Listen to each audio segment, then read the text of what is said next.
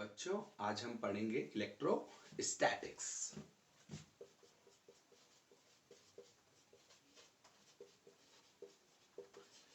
Electrostatics, electro means charge and statics means at rest. Electrostatic is the branch of physics in which we study about the charges at rest. तो जो भी charges rest में होंगे बच्चों उसके बारे में हम इस यूनिट में पढ़ेंगे, इलेक्ट्रोस्टैटिक यूनिट में। तो पहले इलेक्ट्रिक चार्ज डिस्कस कर लेते हैं। इलेक्ट्रिक चार्ज क्या होता है, किसे बोलते हैं electric charge? Electric charge is an intrinsic property of elementary particle of matter which gives rise to electric force between various objects. Means electric जो charge है वो intrinsic property, अपनी एक ऐसी property है जिसकी वजह से किसी भी दो bodies के बीच में attraction और repulsion force आता है। तो ये अपने आप में एक quality है charges की, property intrinsic। charge की MKS यूनिट होती है कूलम, साइंटिस्ट कूलम के नाम पर, और CGS यूनिट होती है stat coulomb. One coulomb is equal to 3 × 10⁹ stat coulomb होते हैं। और इसी स्टैट कूलम को एक और नाम ESU, इलेक्ट्रोस्टैटिक यूनिट के नाम से भी हम जानते हैं। ESU means electrostatic units. Now types of charges. Types of charges, हम सब जानते हैं कि जो चार्जेस है वो दो टाइप के होता है। पहला पॉजिटिव चार्ज एंड दूसरा नेगेटिव चार्ज। पॉजिटिव और negative means similar charges repel each other. Means ये पार्टिकल अगर पॉजिटिव है और दूसरा भी पॉजिटिव है, और इधर ये नेगेटिव है और दूसरा भी नेगेटिव है, तो ये बॉडी एक दूसरे को रिपेल करेंगे। But on the other hand, अगर if first particle is positive and second is negative, they attract each other. तो ये है टाइप्स ऑफ चार्जेस। अब हम पढ़ेंगे इनकी बेसिक प्रॉपर्टीज के बारे में चार्ज की।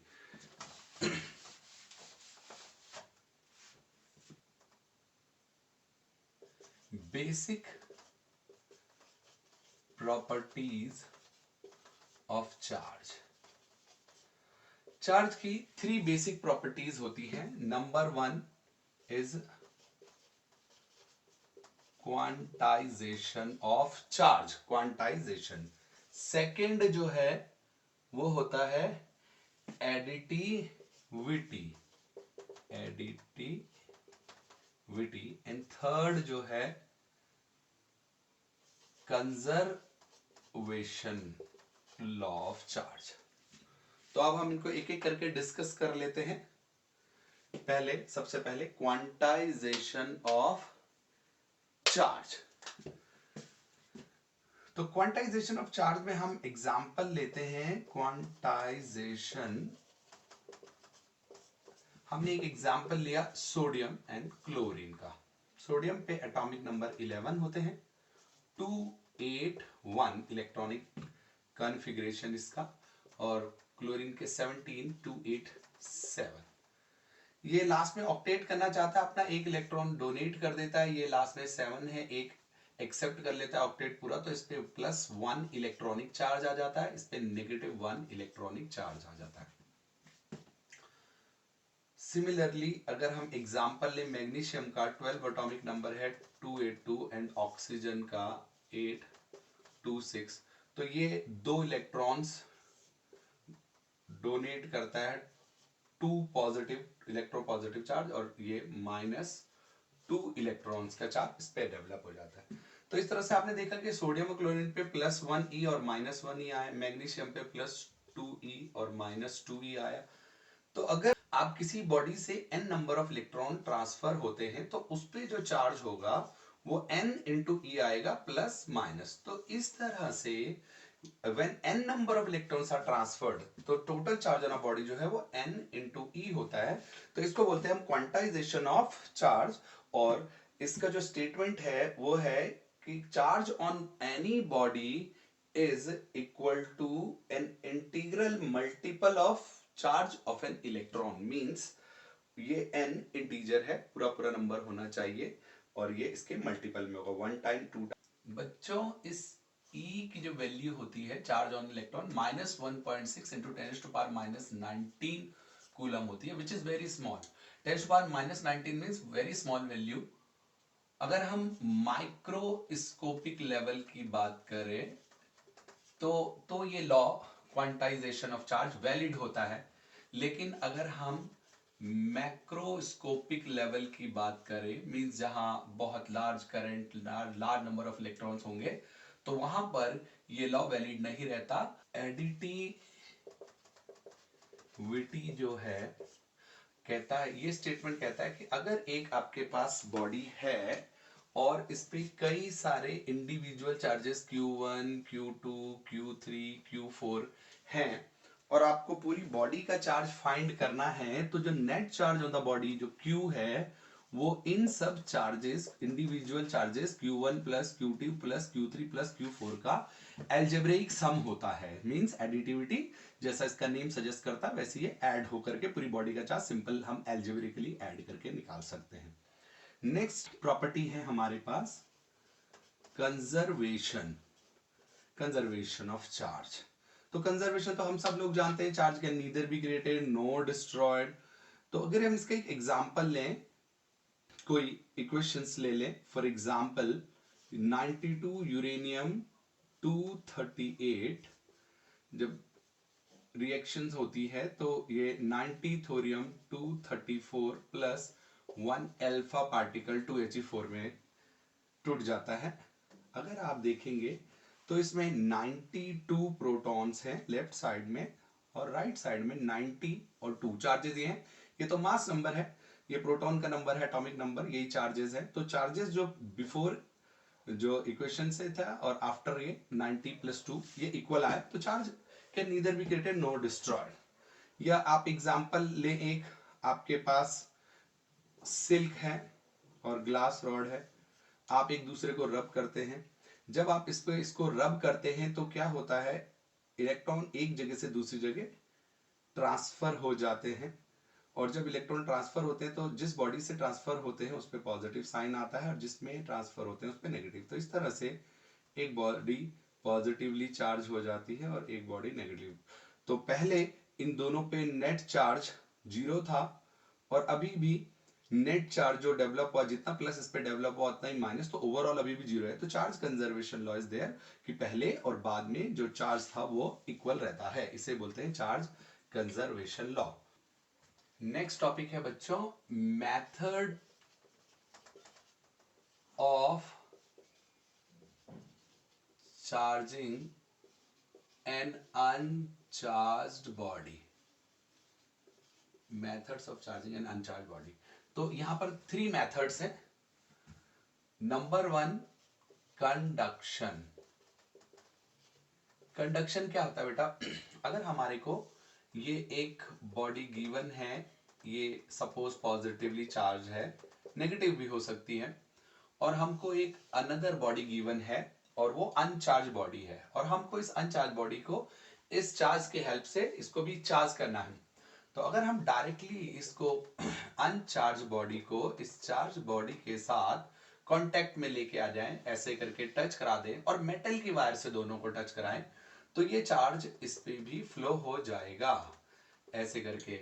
बेसिकली ये वैलिड होता है कंडक्टर्स के लिए। तो ये यहां पर कंडक्टर है, दूसरी बॉडी इसमें फ्लो कर जाएगा। और अब जब आप इनको सेपरेट करेंगे तो फर्स्ट बॉडी पे तो पॉजिटिव चार्ज था ही, सेकेंड बॉडी पे भी ये चार्ज सिमिलर चार्ज डेवलप हो जाएगा। अगर ये आइडेंटिकल है, बिल्कुल एक जैसी स्फीयर है तो रेडियस एक जैसे, तो चार्ज भी बिल्कुल इक्वल एंड ऑपोजिट ही आएगा, इक्वल आएगा, एग्जैक्टली इक्वल आएगा इन पे चार्ज। नेक्स्ट मेथड है charging by induction. Charging by induction, induction method में क्या है, अगर ये एक चार्ज बॉडी है, सपोज पॉजिटिवली चार्ज बॉडी, और इसके पास आप एक अनचार्ज बॉडी लाए बट इनको टच नहीं किया, और ये भी अगर गुड कंडक्टर है, तो गुड कंडक्टर्स में फ्री इलेक्ट्रॉन्स होते हैं, फ्री इलेक्ट्रॉन्स ये पॉजिटिव चार्ज फ्री इलेक्ट्रॉन्स को अपनी तरफ अट्रैक्ट करेगा, एक इलेक्ट्रॉन यहां से यहां मूव करेगा तो यहां पॉजिटिव चार्ज और यहां नेगेटिव डेवलप हो जाएगा। सिमिलरली दूसरा इलेक्ट्रॉन मूव करेगा तो इधर पॉजिटिव इधर नेगेटिव, इधर पॉजिटिव इधर नेगेटिव, इधर पॉजिटिव इधर नेगेटिव, इधर पॉजिटिव इधर नेगेटिव, इधर पॉजिटिव इधर नेगेटिव। इस तरह से क्लोजर एंड पे ऑपोजिट चार्ज डेवलप होगा, इस पे प्लस है तो यहां माइनस होगा, और फार्दर एंड पे सिमिलर चार्ज डेवलप होगा। अगर हम इस फार्दर वाले एंड को अर्थ कर दे, अर्थ, तो अर्थ बेटा बहुत सारे इलेक्ट्रॉन्स का भंडार है, यहां से इलेक्ट्रॉन्स आएंगे, प्लस मींस इलेक्ट्रॉन्स की डेफिशिएंसी।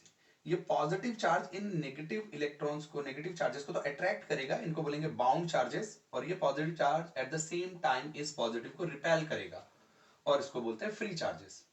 तो इलेक्ट्रॉन अर्थ से यहां आ भी सकते हैं, यहां से यहां जा भी सकते हैं, क्योंकि पॉजिटिव चार्ज डेफिशिएंसी है, तो इलेक्ट्रॉन यहां से आकर के इधर आएंगे, और एक इलेक्ट्रॉन आएगा, एक पॉजिटिव चार्ज को रिमूव करेगा, दूसरा आएगा, ये पॉजिटिव चार्ज और डेफिशिएंसी इलेक्ट्रॉन की कमी है पूरी कर देगा, थर्ड ही आएगा, और तब तक यहां तक आते जाएंगे जब तक ये सारा पॉजिटिव चार्ज खत्म नहीं हो जाता। और अब अगर हम इस स्फीयर को थोड़ा सा पीछे खींच लें और ये अर्थिंग हटा दें, तो ये वाली बॉडी जो इस पे माइनस चार्ज था इस साइड, ये पूरा यूनिफॉर्मली डिस्ट्रीब्यूट हो जाएगा, क्योंकि ये कंडक्टर है बेसिकली, और इस तरह से ये body uncharged body oppositely charge हो गई, इस पे पॉजिटिव था तो इस पे नेगेटिव चार्ज डेवलप हो गया। तो इस तरह से ऑपोजिट चार्ज डेवलप करने के मेथड को हम बोलते हैं चार्जिंग बाय इंडक्शन, और सिमिलर चार्ज वाले को बोलते हैं चार्जिंग बाय कंडक्शन।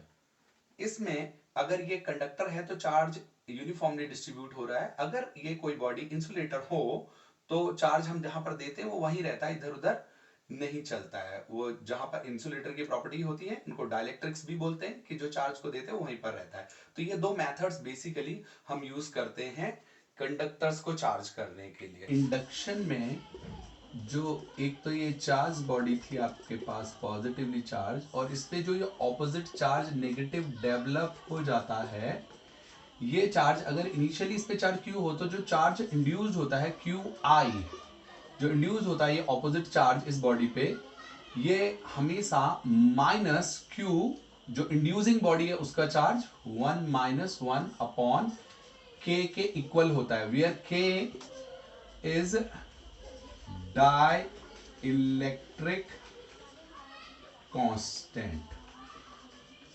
इस डाइलेक्ट्रिक कांस्टेंट की वैल्यू डिफरेंट मटेरियल्स के लिए डिफरेंट होती है।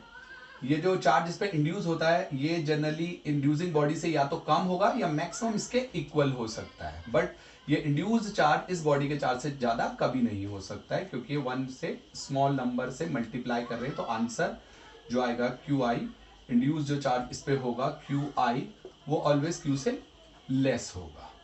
थर्ड टाइप है हमारे पास charging by friction. Charging by friction, charging by friction third point.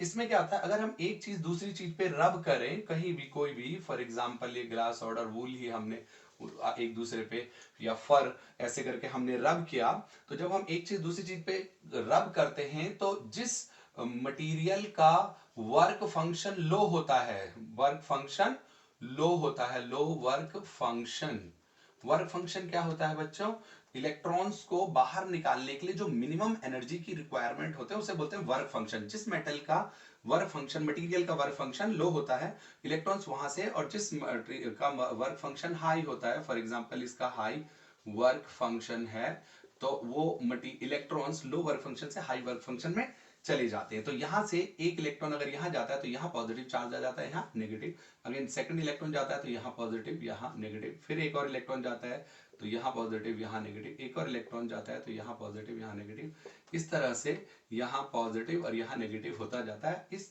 Opposite charge जो डेवलप हुआ इस पे पॉजिटिव और इस पे नेगेटिव, ये due to transfer of electrons हुआ।